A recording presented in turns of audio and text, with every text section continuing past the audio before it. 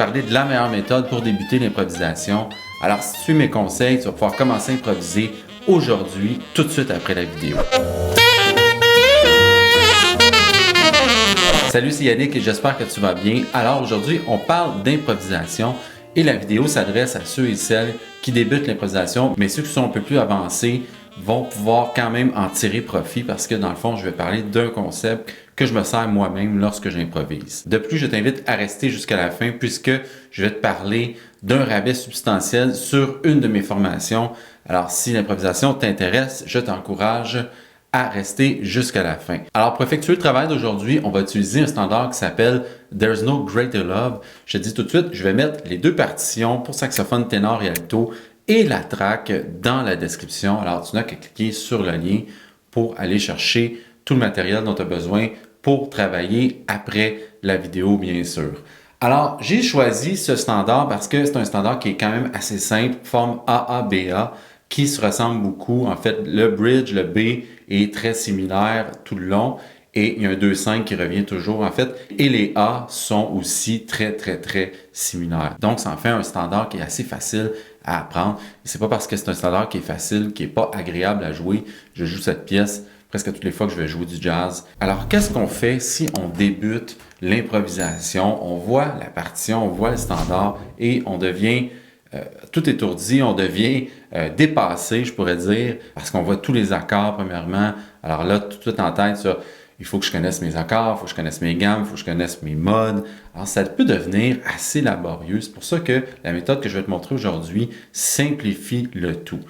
Le premier conseil que je peux te donner tout d'abord, c'est d'apprendre le thème par cœur. Là, aujourd'hui, on ne va pas couvrir ça, mais je t'invite à le faire parce que ça situe la mélodie par rapport aux accords. Donc, chez toi, je t'encourage fortement à apprendre le thème par cœur. Ensuite, quand va venir la période d'improvisation, on va se limiter au tonique, mais on va changer le rythme et on va rajouter quelque chose lorsque on va bien maîtriser les toniques. Je vais tout de suite te faire un exemple pour te montrer ce que je veux dire. En fait, je vais jouer juste les toniques, mais tu vas voir que c'est pas plate, c'est pas ennuyant comme truc parce que je vais changer vraiment le rythme.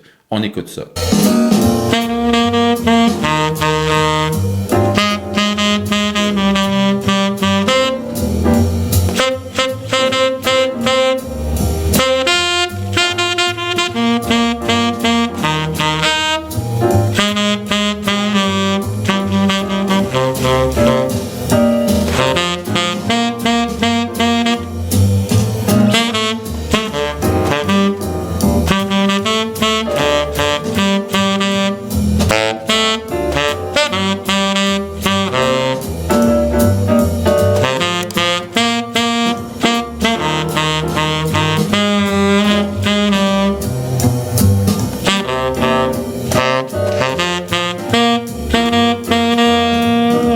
Comme tu peux remarquer, j'ai joué beaucoup avec le rythme et c'est ce qui fait que c'est pas trop ennuyant comme truc. Ça commence déjà à sonner comme un solo. Si j'avais juste fait des blanches ou des rondes, ça aurait été un peu plus ennuyant. Ça aurait sonné comme ça.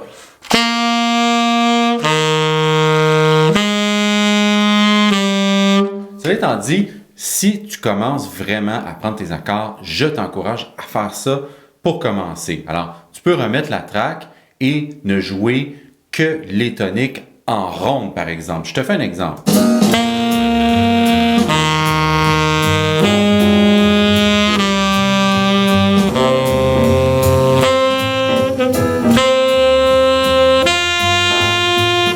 Alors, tu comprends le point ici, je faisais juste jouer les toniques sans changer le rythme. Alors, dès que ça, c'est bien assimilé, tu peux faire comme je faisais tantôt et changer le rythme. Et ça va donner une toute autre dynamique à ton premier solo, si c'est un premier solo que tu fais. OK? Lorsque ça, c'est bien assimilé, tu peux commencer à mettre des octaves. Ça, tu l'as remarqué sûrement aussi. Je ne faisais pas toujours la même note. Admettons, j'étais sur le 2-5. Pour moi, ici, le 2-5, Si, Mi, La, Si mineur 7, bémol 5, Mi 7 et La mineur 7 dans le bridge, qui est ça ici en fait. Des fois, j'allais dans les octaves, je faisais...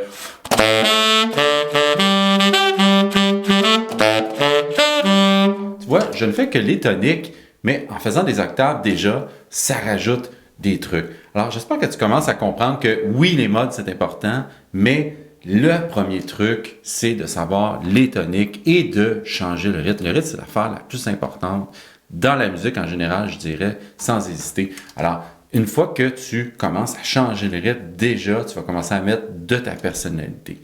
Là, je vais aller encore plus loin.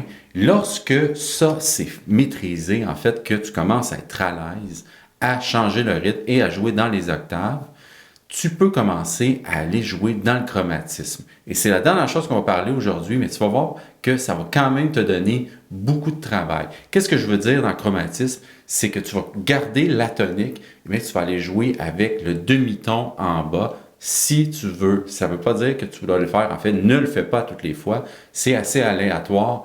Tu vas le sentir. Des fois, tu le fais, des fois, tu ne le fais pas, en changeant toujours le rythme là-dessus. Alors, ça sonne mieux si tu l'approches du chromatisme par en bas. Par exemple, pour le sax ténor, le premier accord, c'est Do majeur 7. Alors, je vais jouer mon Do des fois, mais je vais aussi approcher le Do, si on veut, avec le Si. Alors, le Si, c'est un demi-ton plus bas. Le deuxième accord, pour moi, ici, sur le sax ténor, c'est un Fa. Alors, je vais aller approcher le Fa avec le Mi, un demi-ton plus bas. Si tu as le troisième accord, par exemple, qui est un Si bémol, là, tu vas l'approcher avec un La. Alors, La et Si bémol, ça va donner un truc comme ça, sans trac.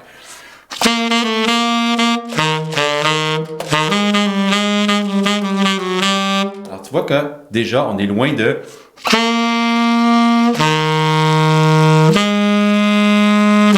Ça, c'est juste les toniques sans rythme, c'est-à-dire juste en faisant des rondes. Ensuite, tu rajoutes du rythme.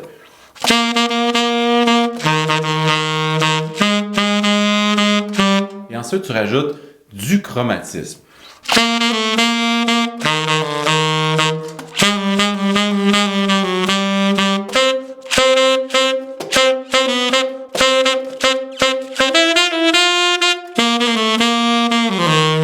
Tu vois qu'il y a déjà une grosse différence entre les trois exemples et que ça commence à ressembler à un solo. Alors, ce que je vais faire, c'est que je vais mettre la track encore une fois et là, je vais utiliser les octaves, du rythme différent et le chromatisme.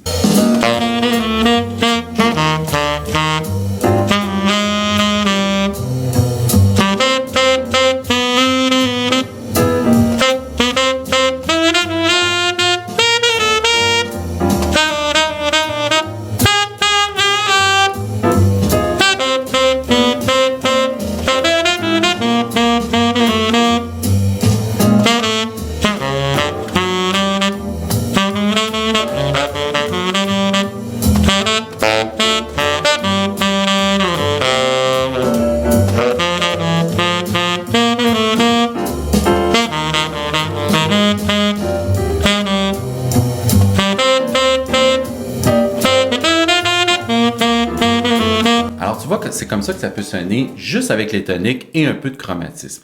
Maintenant, le truc dont je te parlais en début de vidéo au sujet de la formation, si tu n'es pas au courant, j'ai une formation qui est beaucoup plus poussée que cette vidéo-ci sur l'improvisation, en fait, qui s'appelle « Comment improviser sur un standard de jazz ». Alors, je fais un rabais surprise aujourd'hui sur cette formation et ce pendant 48 heures dès la publication de cette vidéo. Alors, si la vidéo, tu l'écoutes 4 ans plus tard, c'est certain que le coupon ne marchera plus. Mais en date de publication de cette vidéo, tu as 48 heures. Alors, si l'improvisation t'intéresse et que tu vas apprendre plein d'astuces, plein de trucs, ça dure 3 heures, je t'encourage à aller chercher ça. C'est donc tout pour aujourd'hui. J'espère que ça t'a plu.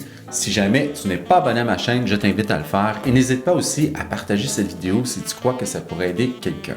Nous, on se dit à bientôt. Salut!